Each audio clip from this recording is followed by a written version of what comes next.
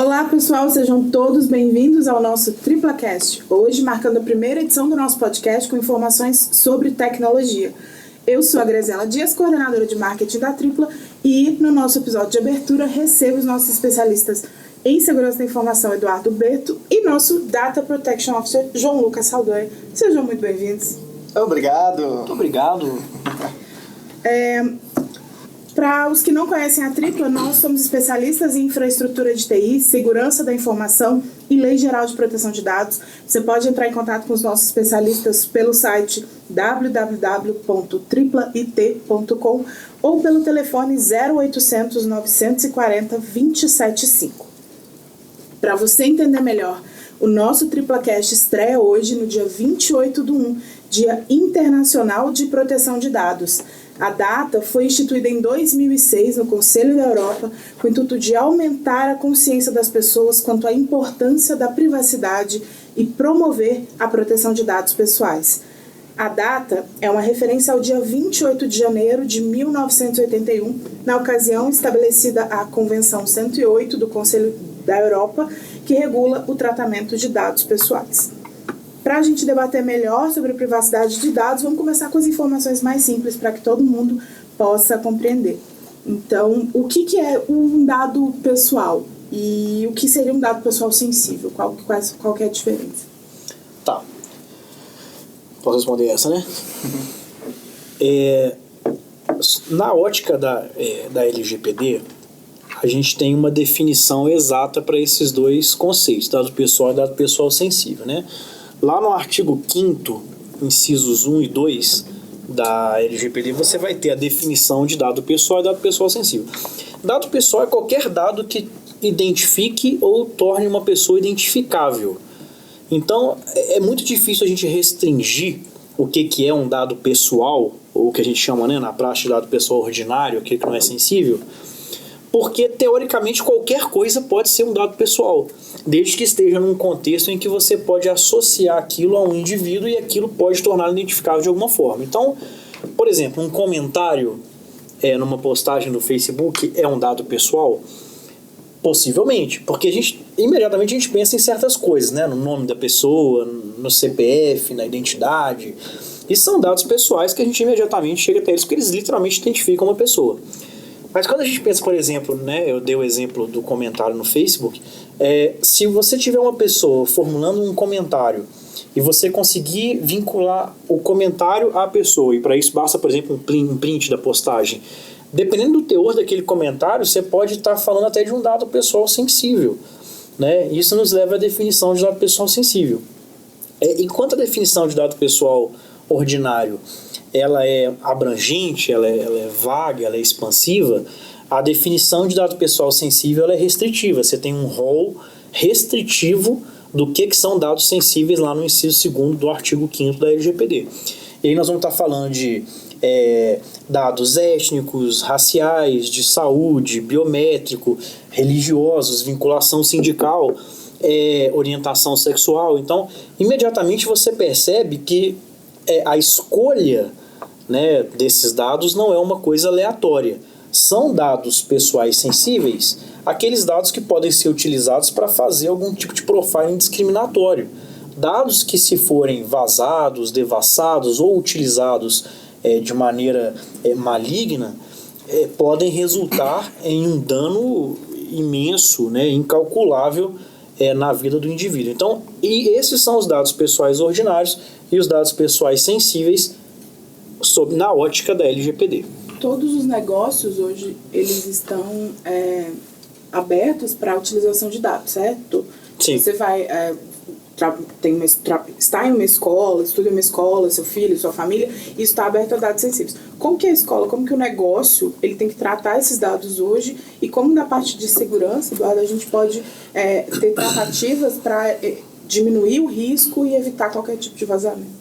Deixa eu fazer a introdução, porque aí eu acho que vai dar uma deixa legal para você falar, que é o seguinte, como você bem pontuou, todos os negócios hoje, assim, a gente às vezes fica receoso de falar todos, Mas a verdade é que todos os cachorro negócios... quente da esquina passa o nosso cartão, utiliza informações... Em algum nível você vai ter um tratamento de dados pessoais. Claro que, às vezes, o volume, a natureza e a delicadeza dos dados pessoais tratados não justifica a implementação de um imenso plano de governança de dados, etc., mas em algum nível tem. Então, sim, o que a gente fala é que hoje a nossa sociedade, a sociedade informacional, a sociedade de informação, ela é uma sociedade movida a dados, né? O data-driven, que significa que a maioria esmagadora dos negócios, eles demandam dados pessoais para funcionar, e quando você pensa em conceitos mais modernos como UX, User Experience, ou quando você tenta fazer um trabalho mais personalizado, mais direcionado para o seu usuário, você vai caminhar cada vez mais próximo do tratamento delicado de um dado pessoal. Então, como que a LGPD regulamenta isso aí? A LGPD ela não vem para banir o tratamento de dados pessoais. Na verdade, né, muito pelo contrário, lá no artigo 2º, lá nos fundamentos, você vai ver que um dos fundamentos é fomentar a atividade. Né? A questão a LGPD ela vem para nos propor um questionamento, a criação de uma etapa crítica, uma etapa cognitiva, no que diz respeito à criação e condição de operações de tratamento de dados. Então, toda vez que eu vou tratar dado pessoal agora, eu preciso ter um momento em que eu paro para pensar. Será que essa operação ela é estritamente necessária? Será que, mesmo não sendo necessária, ela tem valor que justifique a sua existência para o meu negócio? E mais, será que os dados que eu estou coletando são aqueles necessários e adequados para atingir essa finalidade que eu pretendo com essa operação? Esse questionamento que a gente passa a fazer tem muito a ver com o princípio do privacy by design, ou privacidade desde a concepção, que é a ideia de que toda vez que eu criar um novo produto, um novo negócio, eu tenho que ter essa etapa de pensamento. O que a LGPD determina, afinal? Lá nos seus 60 e poucos artigos, a LGPD ela basicamente vai falar duas coisas: que você precisa tratar dados de maneira legítima e que você precisa tratar esses dados de maneira segura. Quando ela estabelece o que é o tratamento legítimo de dados, ela é muito clara em fazer isso. Lá na LGPD você vai ter, como eu disse, no artigo 2º você vai ter os fundamentos, no artigo 5º você vai ter uma conceituação, no artigo 6º você vai ter os princípios, no artigo 7º você vai ter as bases legais cabíveis, e assim sucessivamente. Então a LGPD é muito clara em dizer o que você tem que fazer para que o tratamento de dados seja legítimo, seja lícito. Acho que a maior parte da dúvida surge quando a gente faz a pergunta da segurança. Porque quando a LGPD fala de segurança, ela fala que você tem que oferecer segurança para os dados. Mas ela não fala o que é essa segurança. Ela não fala, você tem que ter um firewall que tem essas especificações, você tem que ter um DLP, você tem que ter um CIEM. Ela não fala isso. Por quê? Obviamente, não faria sentido uma norma estabelecer parâmetros de segurança que, primeiro, ficariam defasados muito rapidamente e, segundo, não se aplicam a variedade de negócios, né? Você não tem como uma padaria pequena ter o mesmo nível de segurança que uma mega corporação que trata dados.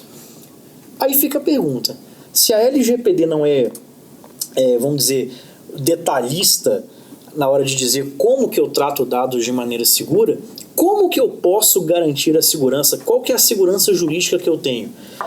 O meu amigo Eduardo vai poder falar com mais propriedade aqui, mas o que a gente tem visto na praxe, não só aqui no Brasil com a LGPD, mas lá na Europa com a GDPR também, e em qualquer outra legislação de privacidade que você tiver, é que no que diz respeito à segurança, o mais seguro é você recorrer a frameworks que sejam amplamente respeitados. Então você vai ter frameworks de cibersegurança, frameworks de processos de segurança, e aplicar esses frameworks no seu negócio, resguardados as devidas proporções, é a forma mais segura de fazer isso. Aí eu acho que o Eduardo vai poder detalhar melhor.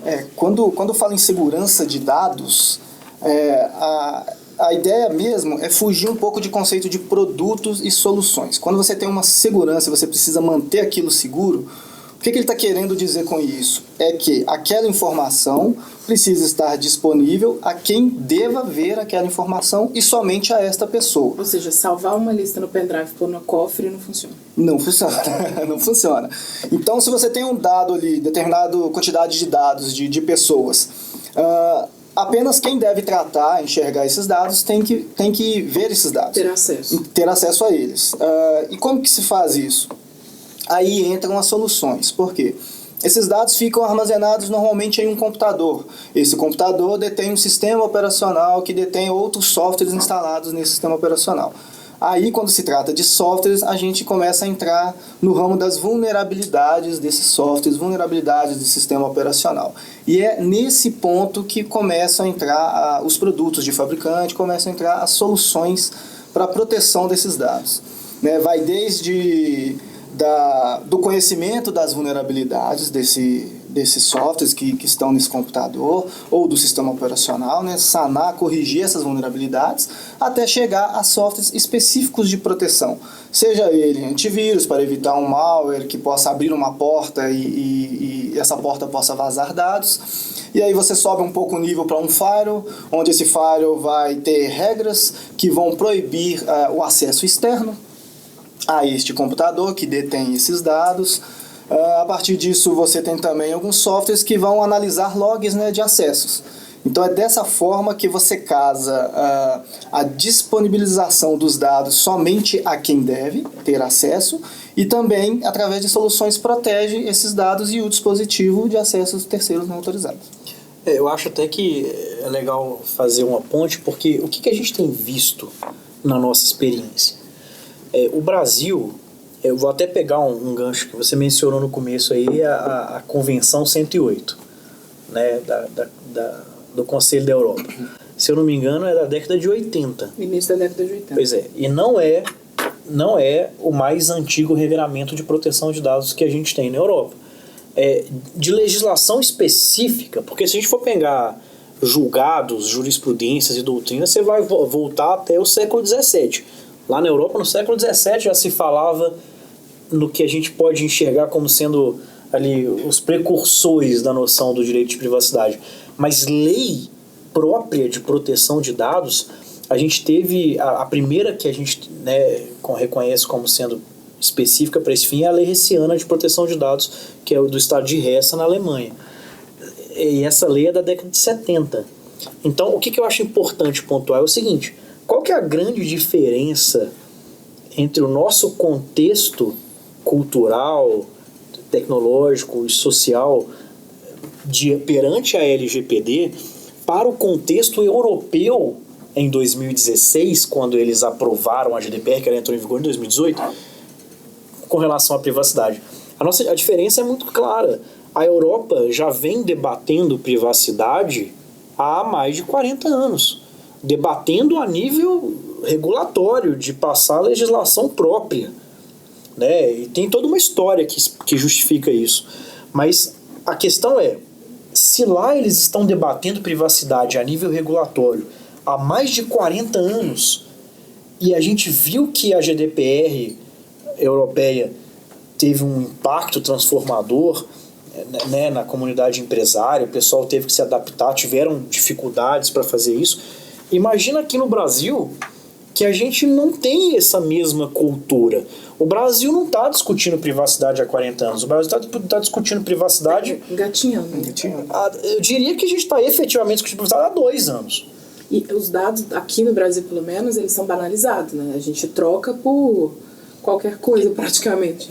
Não existe uma cultura aqui de consciência. As pessoas... A gente pensa muito, quando a gente fala de segurança, as pessoas pensam muito em hacker. Mas eu acho que nem é só aqui, eu acho que é no geral.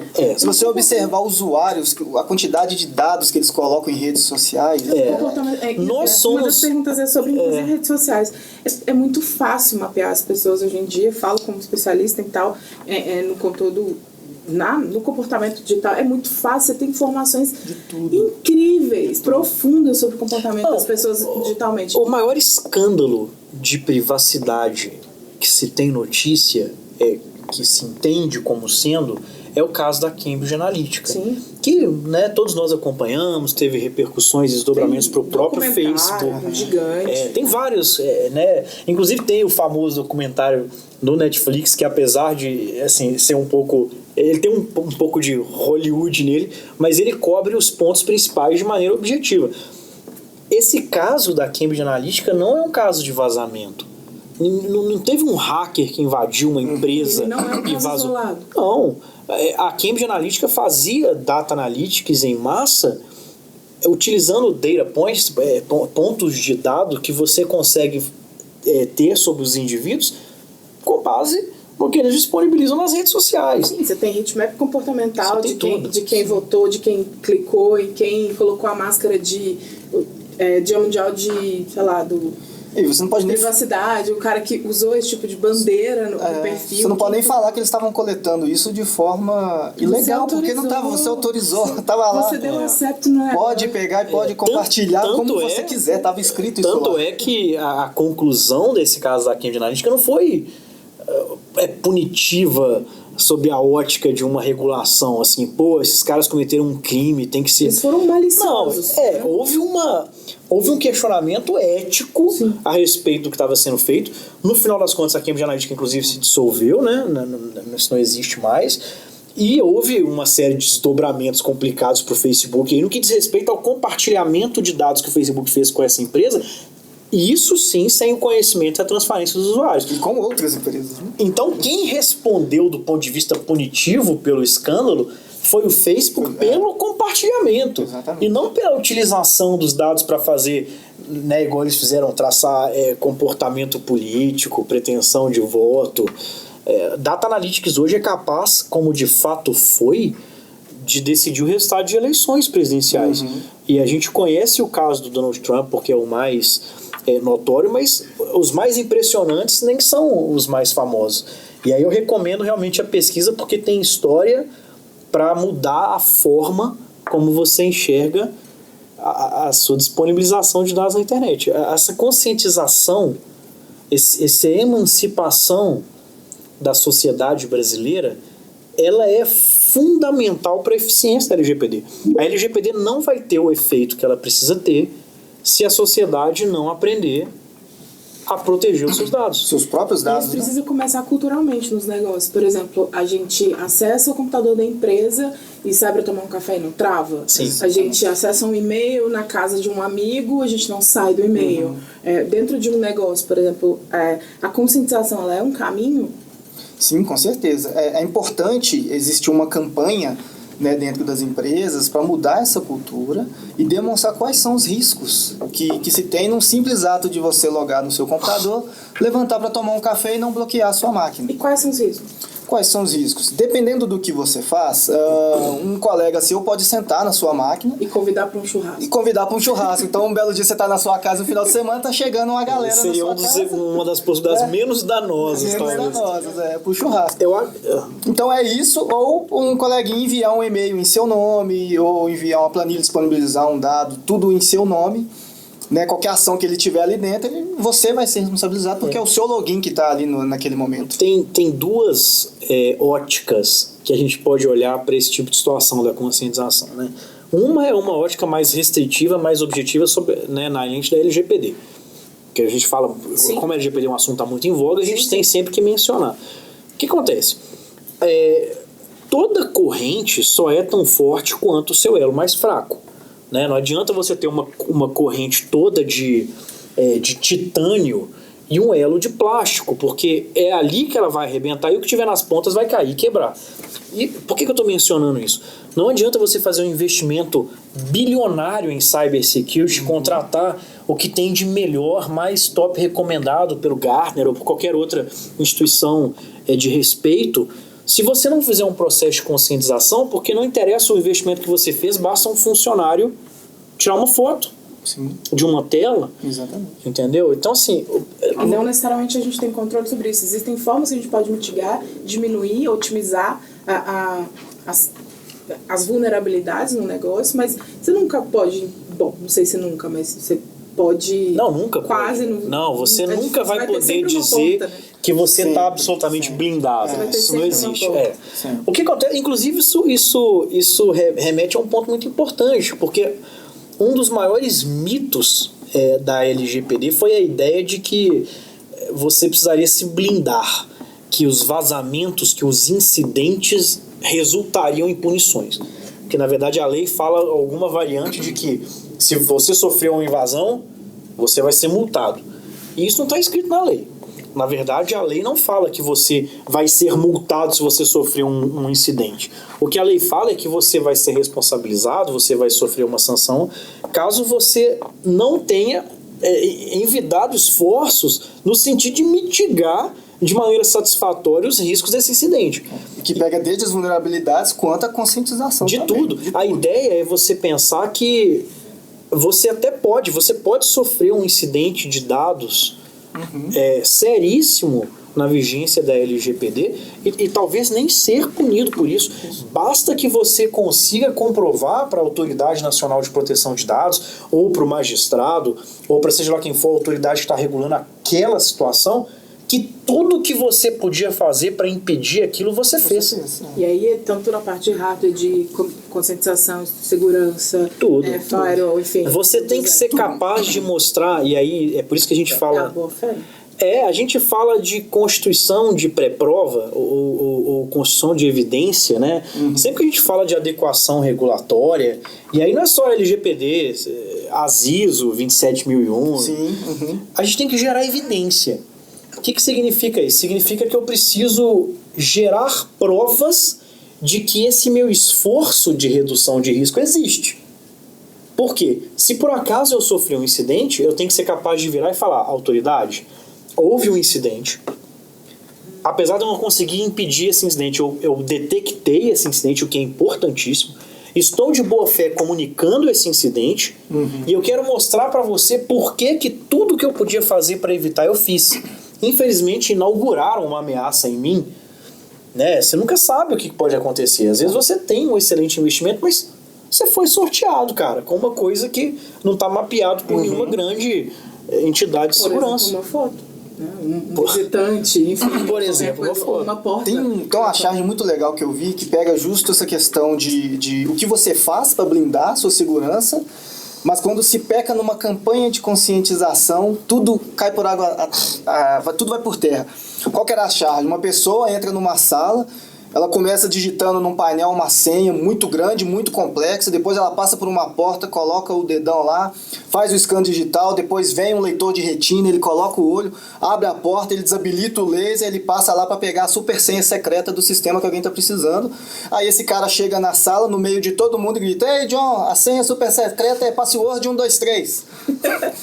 Então tinha todo um aparato tecnológico para segurança, mas a quebra foi feita primeiro porque ele colocou uma senha incrivelmente fraca e chegou gritando a senha na frente de todo mundo. E o famoso post-it, né? O famoso post-it com a senha no Mas computador. esse é o típico caso de super investimento em cibersegurança Exatamente. e baixíssimo investimento em processo. E sem fomento da cultura, em né? conscientização. Exatamente. Isso é muito importante, porque o que acontece? Isso remete a uma situação que é muito clássica no Brasil, e aí eu estou falando do contexto brasileiro, que é o seguinte: aqui no Brasil, a ideia de segurança de informação e de cybersecurity como um todo teve um crescimento muito forte por meio dos fornecedores de produtos.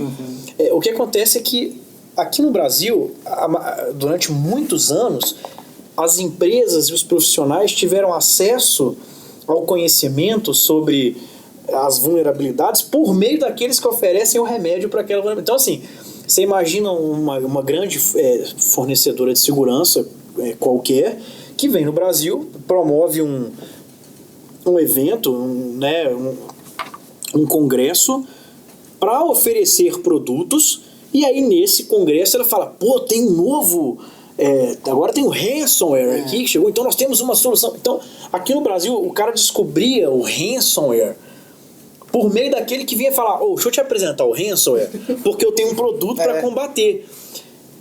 Essa dinâmica, apesar de funcionar no sentido de que, pelo menos você está conhecendo o ransomware, ela tem um problema. Isso gera uma cultura que desdobra do produto para a execução. e não da execução para o produto.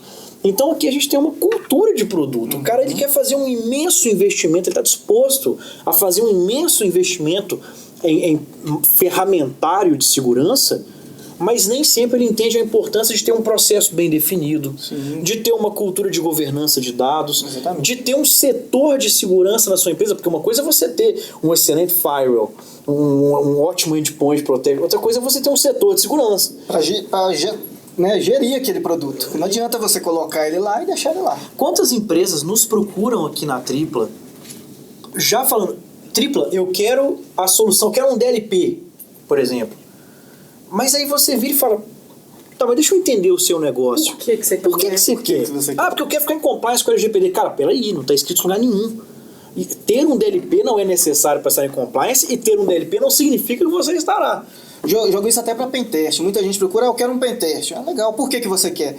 Ah, porque sim, eu vi que tem que fazer pentest. Tá, cara, mas você quer certificar o quê? Você tem internamente uma cultura Você já teve algum problema? Já teve problema? Ou você gerencia as vulnerabilidades do seu ambiente? Você, depois da gestão, você faz um projeto de correção? Sim. Ah, então agora você quer testar essa correção para ver se tá ok? Não tenho nada, eu quero um pentest. Isso não faz sentido. É produto de prateleira. Compra de prateleira. Não, e é o produto da moda. Assim, exatamente. Pentest, DLP, CIEM. 2 pentest e um DLP para viagem. Porque pentest, DLP, eu acho que pentest, DLP e CIEM Quero 2 pentest. são as fritas coisas... acompanham? Com limão e gelo, me viu? Então assim, eu acho que é muito sedutor, porque são produtos que, não no caso do pentest, né, que é um serviço, mas são coisas muito sedutoras porque são muito modernas, são muito úteis. Mas uma coisa que o Eduardo são vendidas num formato quase que... de prateleira. Não, formato prateleira sim, mas ele tem uma fumaça de sedução, assim. Tem, é místico. O negócio, ele trouxe, ele tem, o seu tem. O seu fez pentest, meu Não, fez. a gente já avaliou... O seu tem DLP, o meu tem. Não, a gente já avaliou a empresa aqui que, durante o levantamento, o cara mencionou: ah, eu tive um DLP. Eu tive ele por 1 ano, mas nós tiramos, por exemplo, tem 6 meses. E a gente falou, pô, mas vocês tiraram, por que vocês tiraram? Era uma empresa que até no contexto negocial fazia sentido ter um DLP. Vocês tiraram porque vocês não estavam gostando? Ah, tava dando muito falso positivo. Pra quem não entende, tava dando muito alarme. O que é o DLP, pra quem tá ouvindo e não Explica sabe? melhor. DLP é o famoso Data Loss Prevention. Né? É quando você vai classificar os seus dados, né, e vai garantir que ele... não seja visto, não seja acessado, compartilhado de forma indevida. E aí vou até pegar o gancho que comunica com esse caso, que é o seguinte. Olha o que ele falou, eu tirei porque estava dando muito alarme falso. Olha qual que é o problema. O problema não é o DLP. Olha o que ele falou, você vai classificar os seus dados para evitar perdas, Data Loss Prevention. Né? Se você não tem políticas de classificação de informação, se você não tem... Porque o DLP, ele executa as regras, vão ter algumas regras que vêm de padrão lá para você poder acionar, dependendo da tecnologia que você usa, mas as regras, quem cria é a sua corporação. Primeiro, quem te falou que são falsos positivos? Exatamente. Então, aí o que nós perguntamos foi, peraí, mas você preferiu tirar o DLP do que colocar uma equipe para apurar os falsos positivos? Sim. Porque às vezes eram alarmes reais. Sim, e mesmo que sejam alarmes falsos, eles só ocorreram porque você não criou uma política correta de segurança, de classificação de informação. E hoje em dia a gente tem cada vez melhores e mais eficientes softwares, enfim, aplicações para melhorar e otimizar o trabalho do time técnico, do time de tecnologia, né? Eu acho que uma das coisas, até só para concluir esse tópico, que a gente falou dos produtos da moda, né? O que está muito sedutor. O tal dos softwares de compliance, softwares de governança, também é uma coisa que cresceu muito com o advento da GDPR, da LGPD. A gente tem vários no mercado de fornecedores de respeito. Naturalmente não vou mencionar nenhum aqui agora, mas existem excelentes. Aí você me pergunta assim, qual que é o problema desses softwares? Pensando em bons softwares de gestão, de governança, com eles não tem nenhum problema. O problema é a forma como eles são vendidos, muitas vezes, e até a expectativa que o usuário tem nesse software. Porque, para que serve um software de governança e compliance? Você cria as suas políticas, os seus processos, vocês têm todo um processo de avaliação, de assessment, de criação, depois que você tem isso tudo criado, você utiliza esse software para gerir, governar essas políticas. Aí você tem 2 problemas. Primeiro, de um lado, o fornecedor que te diz que não, isso aqui é um software que você coloca, executa e ele te deixa em compliance. Isso não existe. Isso não existe. Não, botão de liga e desliga. Não existe um ponto .exe que você executa e pum, você tá em compliance com o LGPD. É o que eu ia falar da otimização do time técnico. A gente tem cada vez mais coisas mais eficientes, aplicações, softwares, enfim, que otimizam, mas não adianta nada se você não tem se você faça não tem a gestão daquele assunção. E aí isso é o segundo problema. Se não tem uma pessoa atualizada no mercado, eficiente, se não tem uma empresa, enfim, terceirizada, se não tem uma equipe para aquilo, não adianta nada. Aí vai ser um botãozinho, executa aí, e aí o exemplo do LP que ele deu, tava lá e só tava lá. E aí você tem o segundo problema, porque se de um lado você tem o cara oferecendo esse tipo de software como sendo uma bala mágica, uma bala de prata, um negócio que resolve todos os seus problemas, do outro você tem um mercado consumidor desse software que gera uma expectativa falsa, que é a ideia de que eu vou comprar esse software e vou ficar em compliance.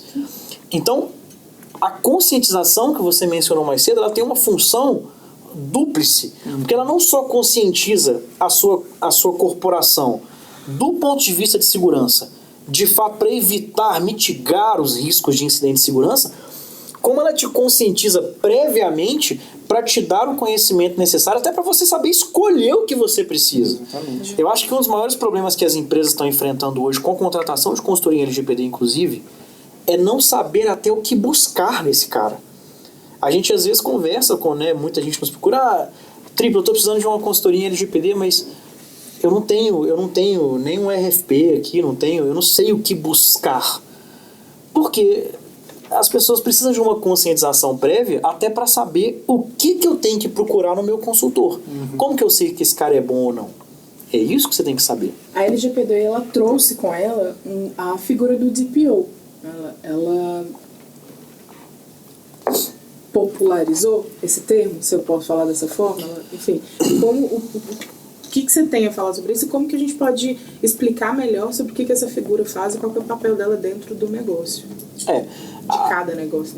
A LGPD, na verdade, ela é até uma curiosidade interessante, é que não está escrito DPO nem Data Protection Officer em lugar nenhum da lei, né? Aqui no Brasil a gente chama essa figura de encarregado. Mas como encarregado é um negócio muito vago, é difícil você falar, não, estou precisando de um encarregado na minha empresa. Encarregado de quê, né? Muita gente chama até encarregado de privacidade, encarregado de proteção de dados. O DPO, ele já existia, né, na GDPR. Na verdade, ele já existia, ele é anterior até a GDPR, pouca gente sabe disso. Já existia essa figura em outras legislações, tá? Muito antigas até. Uma pessoa que faz que tem a mesma função. O que o DPO faz? Vamos pensar na LGPD que está no nosso contexto. O DPO ele é basicamente uma ponte de comunicação entre o titular dos dados, eu e você, o controlador de dados, que é aquele que tem o poder decisório sobre o que é feito com os dados tratados, e a Autoridade Nacional de Proteção de Dados. Então, o DPO ele é o cara que ele vai estar ali para intermediar essa comunicação. Ele recebe reclamações dos titulares, ele tira dúvida, ele recebe solicitações. Ele é o guardião. Ele é uma espécie de guardião. Ele é uma figura referencial dentro da instituição para fins de privacidade. Então, apesar da lei não determinar isso, toda vez que você for criar um novo negócio, por exemplo, uma nova linha de negócio, é interessante você submeter a avaliação do DPO para que ele diga se está de acordo com os princípios lá, não só aqueles previstos no artigo 6º da LGPD, mas também princípios maiores, como Privacy by Design e Privacy by Default, que são dois dos grandes princípios que regem a proteção de dados. E, claro, ele vai ter uma função quase postulatória frente à autoridade nacional, porque ele peticiona na autoridade nacional, ele comunica a autoridade nacional pela empresa. Não está determinado ali que é ele o responsável, mas é uma das funções que vão recair sobre ele. Então, se eu tiver um incidente de dados, por exemplo, um incidente de privacidade ou de segurança, eu preciso comunicar à autoridade nacional. Em determinados casos, eu preciso comunicar até ao coletivo dos titulares de dados. Quem vai fazer esse julgamento e, de fato, redigir essa comunicação é o DPO. Então, essa é a função do DPO dentro da LGPD. O que você espera do DPO? Quem é esse DPO, afinal? Acho que uma das perguntas que eu mais escuto é: esse DPO ele é de TI, ele é advogado, ele é o quê? O DPO, eu acho que a única característica inerente absolutamente fundamental para o DPO é que ele conheça o seu negócio, tá? Você não pode ter um DPO se ele não faz a menor ideia de como sua empresa funciona. Então, você gostaria de ter como seu DPO, se ele for interno, e aí, né, só pontuar que a LGPD permite que o DPO seja terceirizado. No texto original isso não era possível, mas ela foi adequada e depois das alterações tornou isso possível. Então, independente do seu DPO ser interno ou ser externo, é importante que seja alguém ou uma empresa que esteja disposta a conhecer o seu negócio e as suas particularidades. Ponto. O que são as habilidades e atribuições do DPO? O DPO ele é um cargo ou uma função, uma atribuição multidisciplinar. Isso aí não tem como você escapar. O seu DPO ele tem que ter algum conhecimento jurídico regulatório, não é por determinação legal, não. Porque ele vai ser o cara que vai horizontalizar a LGPD na sua empresa, ele vai executar aquilo ali dentro. Ele tem que ser capaz de ler a LGPD e interpretar, exercer hermenêutica, interpretar a norma e saber o que fazer dentro da sua realidade, dentro do seu negócio. Em outras palavras, ele vai meio que traduzir, né, as ele normas vai traduzir e aplicar isso, te mostrar como fazer, isso. Onde fazer, né? Isso. Então o conhecimento regulatório é para isso, não é porque tem que ter uma carteira do AB porque a lei manda, não. Basta o cara realmente ter uma condição de exercer essa função hermenêutica. Por outro lado, esse cara tem que ter algum conhecimento de segurança de informação. Porque no frigir dos ovos, ele é um profissional de segurança. Ele pode não ser um cara, né, super certificado nisso, mas ele pode não ser necessário operacionalizar, por exemplo, um DLP, mas ele tem que saber pelo menos o que é, para que serve, né, o que existe no mercado de segurança para solucionar determinados problemas. Então, tem que ser um cara extremamente atualizado no mercado. Sim, é um cara que ele entende alguma coisa de processos de segurança e que tem que ter algum conhecimento também em cybersecurity, que é isso que a gente mencionou agora. Então, veja que é um cara multidisciplinar. O conhecimento não precisa ser técnico, né? Não Como precisa você ser falou, técnico. ele precisa saber que existe e como aplicar. Isso. Assim, o DPO ele pode não saber usar um DLP para criar determinada regra, mas ele tem que saber que o DLP, com o auxílio de uma regra, ajuda a prevenir perdas de dados. Ele sabe que é um instrumento que está à disposição dele. E aí, qual que é o grande problema? Esse cara, ele não só é difícil de achar, porque pensa na formação desse cara. Ele não só é difícil de achar, como ele provavelmente vai ser um profissional um pouco caro. Pela formação que ele teve, né, pela história de construção que é muito específica, ele vai acabar saindo um pouco caro para a empresa. Por isso a gente tem algumas opções, né? Como eu disse, a LGPD permite que o seu DPO seja terceirizado, caso seja o caso, inclusive ser uma empresa. A ideia é que, se você for ter um DPO interno, o ideal é que, apesar de você indicar aquele cara, a Grazi é o DPO, ele tem uma equipe de suporte, ele tem um time de privacidade, e que esse time seja multidisciplinar. Tem um cara de cyber, um cara de processo, um cara jurídico, e aí um deles vai ser o DPO, ou, né, um quarto vai ser o DPO, não importa, mas que respeite a complexidade desse trabalho. Como você pode ver, de um jeito ou de outro, acaba saindo caro para a empresa. Sim. Ou você botar um time, ou você botar um cara que domina tudo isso. Por isso que, na minha experiência, na minha opinião, eu tenho visto que só é interessante você ter DPO internalizado, seja como time ou seja como um cara, né, próprio, se você for uma empresa ou muito grande, e aí acaba escalonando, né, a coisa escala de tamanho, ou se você tem uma operação que a natureza do seu core business é a manipulação massiva de dados pessoais. Então, se você tiver uma empresa que trata dados pessoais como core business, talvez seja interessante você ter um DPO interno por causa das funções que ele vai desempenhar. Caso contrário, tem sido interessante no mercado a contratação de um DPO, ou como o pessoal tem chamado de DPO como serviço, ou DPO as a service, né? Por quê? Qual que é a vantagem? Quando você contrata uma empresa para ser seu DPO, né, e aí vou falar em nome da Tripla, né, porque é a que eu posso atestar. E é o que estamos aqui. É porque estamos Quando aqui. você contrata uma empresa igual a Tripla para ser seu DPO, você não está contratando um cara de cyber, ou um advogado, ou um cara de processo. Você está contratando todos esses caras. O seu DPO ele é sempre especialista na crise que está enfrentando. Se você tiver uma crise de cyber, a gente vai deslocar um cara de cyber. Se você tiver uma crise jurídica, vai ser um cara jurídico. De processo, um cara de processo. Então, o seu DPO... Exatamente. Você vai sempre ter... O seu DPO ele é sempre especialista na crise que está enfrentando. Então, essa é a vantagem técnica. E isso sem mencionar nas vantagens comerciais de você fazer essa contratação, porque do ponto de vista técnico tem todas essas vantagens que a gente já mencionou, né, para uma empresa que às vezes não justifica ter o DPO internalizado.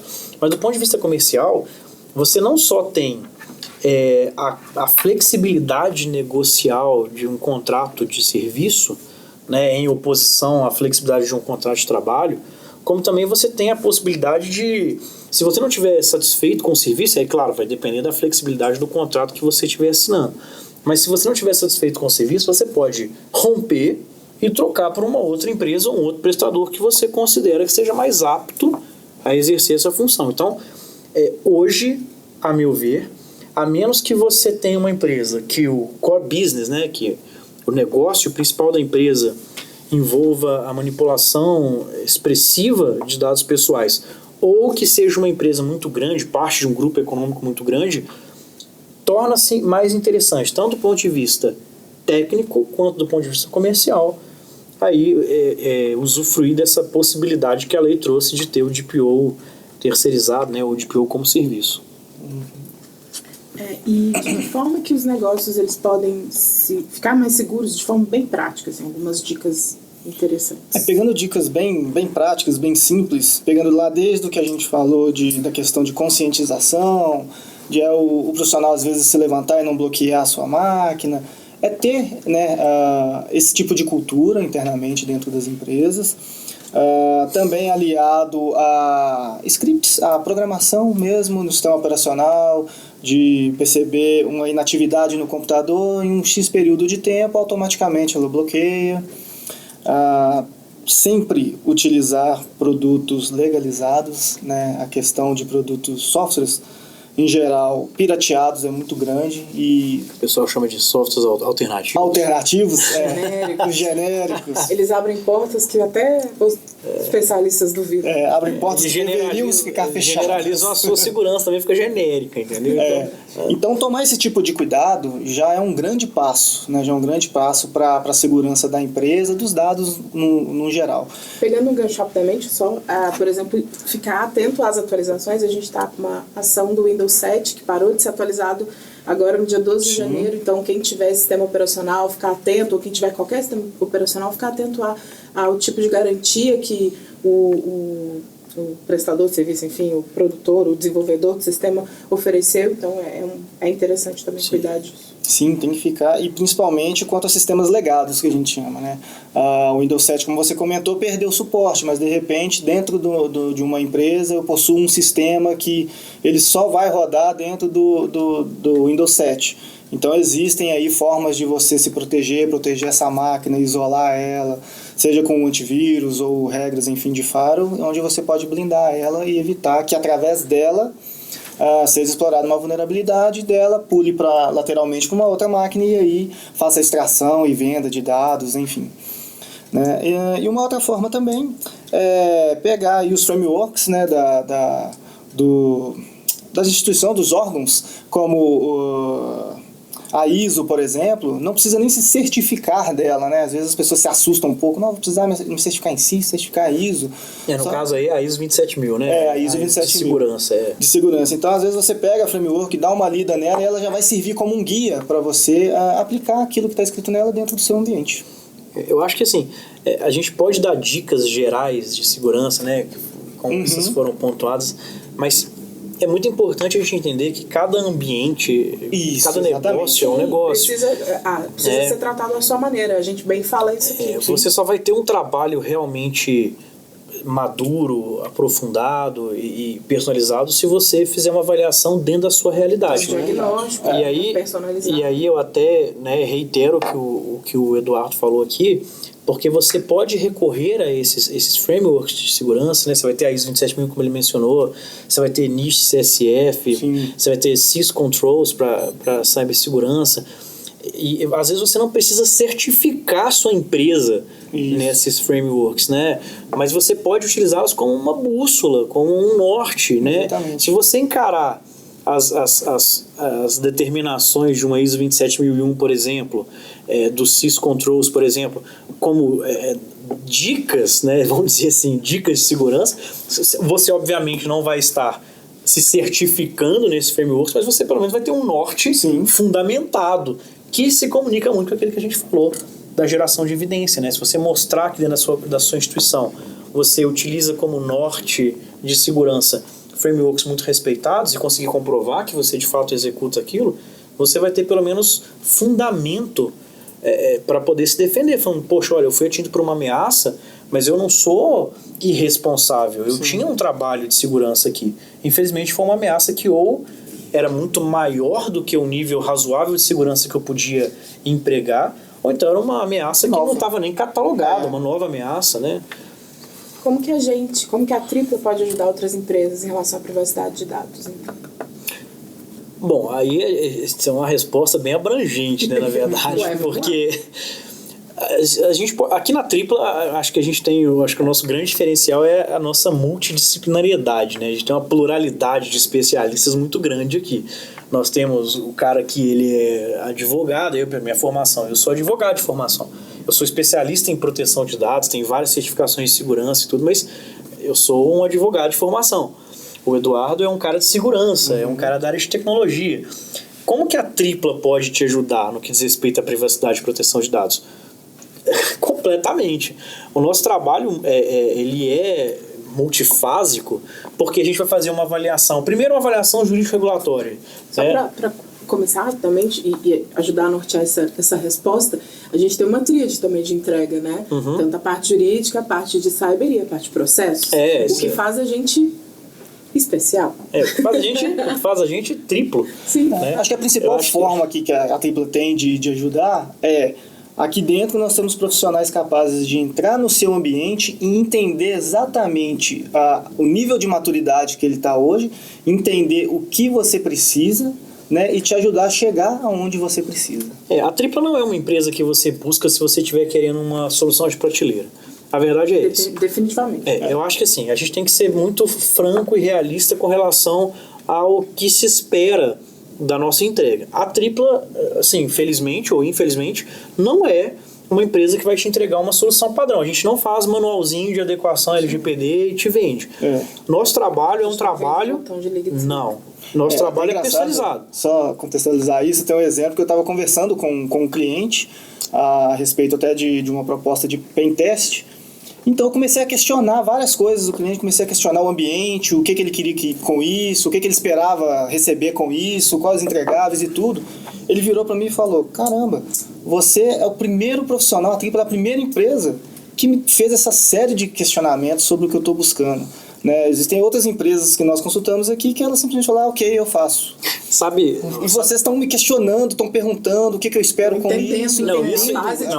Entendendo a necessidade. Isso do ponto de vista negocial é o pesadelo de qualquer setor de comercial. Porque ele falou: ninguém me perguntou por que eu quero um pentest. Foi a primeira pergunta que você me fez. Por que você Uma coisa que a gente percebeu que para mim é uma evidência empírica disso aí, é que uma coisa que a gente percebeu é que a Tripla, toda vez que a gente participa de algum processo de cotação, alguma coisa, participa numa contratação aí de consultoria em LGPD ou de segurança, uma coisa que a gente percebeu que é muito interessante é que quanto maior o nível de maturidade do cliente, quanto maior o nível de consciência e principalmente de exigência do cliente, maior a chance a gente tem de levar o negócio.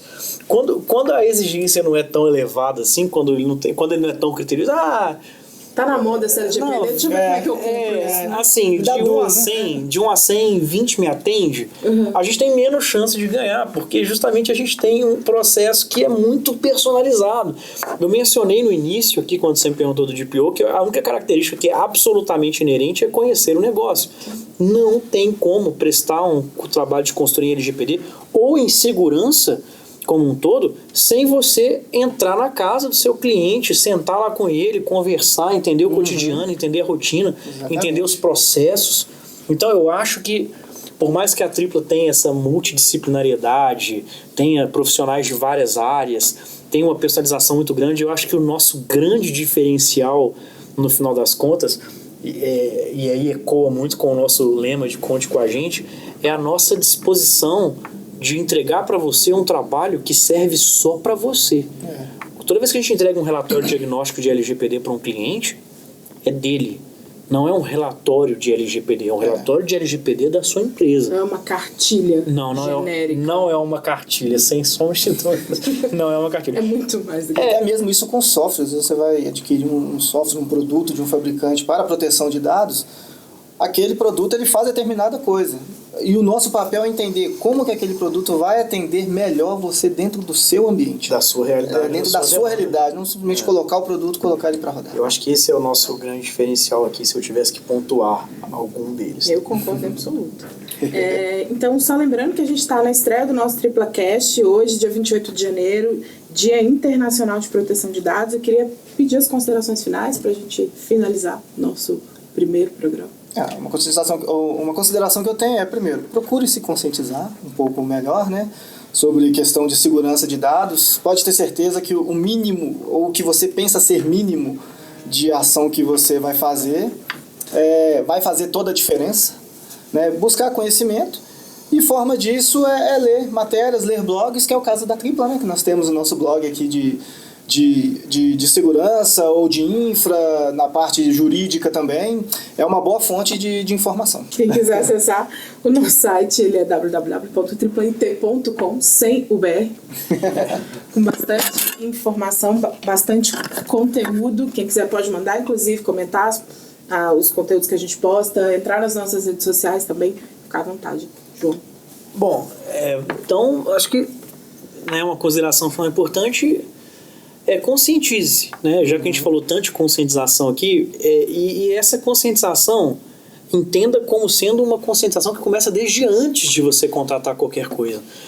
A gente sempre menciona, né? A gente brinca que se você não entender nada sobre seu carro, se você não entende nada sobre seu veículo e ele der um problema e você levar numa oficina, você está na mão de quem avaliar. Né? Se o cara falar, deu um problema na repimboca da parafuseta, vai ter que trocar, você não sabe o que é isso, o cara decide qual que é o problema do seu carro. O mesmo se aplica a uma consultoria, tá? Eu quero fazer até um ponto que e isso é muito importante para todo mundo que estiver nos ouvindo aqui, que é o seguinte: toda vez que a gente está diante de uma nova ciência, de um trabalho muito diferenciado, como é o caso de privacidade e proteção de dados, LGPD no geral no Brasil, a posição do consultor é muito confortável. Tomem cuidado com isso. Por quê? O consultor, ele sabe que você está procurando ele porque você não entende daquele assunto, ou ele vai partir desse pressuposto. E se você de fato não entende nada daquele assunto, você não tem nem como avaliar a qualidade da entrega.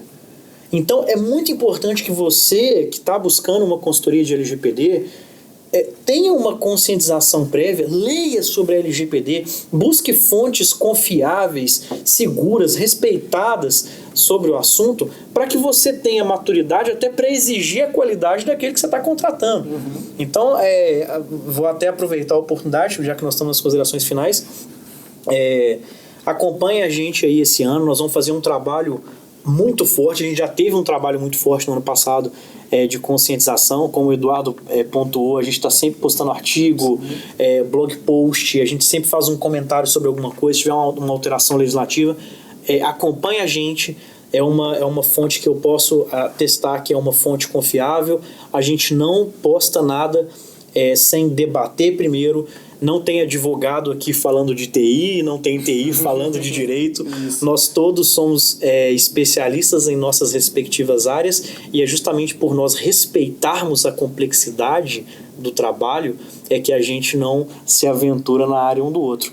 A construção ela é constante. A construção é constante. Sim. Eu não seria capaz de entregar o trabalho que a Tripla entrega, como de fato o Eduardo também não seria capaz, mas João e Eduardo são capazes de entregar um excelente trabalho. Então, segue a gente, acompanha nossas postagens, segue as nossas publicações, que você vai estar sempre informado sobre o que tem de mais moderno em privacidade. Isso aí.